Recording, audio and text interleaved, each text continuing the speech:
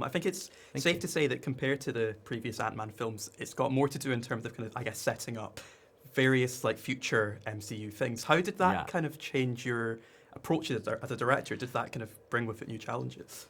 It's interesting because we knew if we got the chance to do a third Ant-Man movie, we wanted to really mix it up. I think, we'd spent 2 movies in San Francisco, and it really felt like we started from a place where Scott and Hope were really in the margins, right? And we wanted to move them front and center, but also to put them up against a world-class Marvel Comics villain, Kang the Conqueror.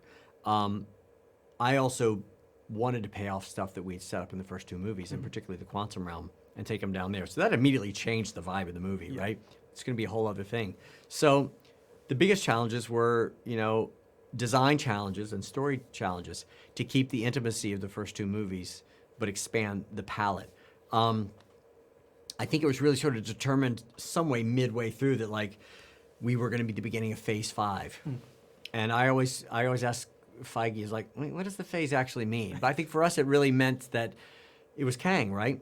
The thing that sets him apart as an antagonist is there's Kang the Conqueror, who is featured in Quantumania, but he's a Nexus being. There are variants of Kang. And what happens like if you introduce a villain who's fighting our heroes, but he's separately at war with all the different versions of himself. And what does that mean for the ongoing Marvel Universe? Well, it changes everything that's happening. And at the same time, the Avengers, in Doctor Strange and Spider-Man and certainly in Loki, they're becoming aware of the existence of the multiverse. And, there might be these sort of incursions into the multiverse, and what does that mean for the Kangs? So it's setting up a lot of that stuff. But really, it's still telling the story of this family, right?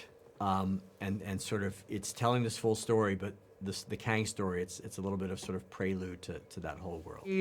I had very little direct, contact with him. Most of my knowledge was through Paul, who was limping home every night after some of those fight sequences, going, phew.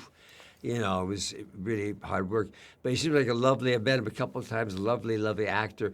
And you're right, he's going to be up to his ears in the Marvel world for some time to come. And I wish him well, because it's wonderful, but it can be exhausting in their long shoots.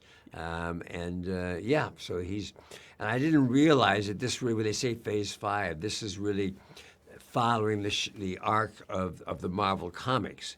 And this is what happened to them, and then basically Kang became the villain that was dealt with in all of the different episodes.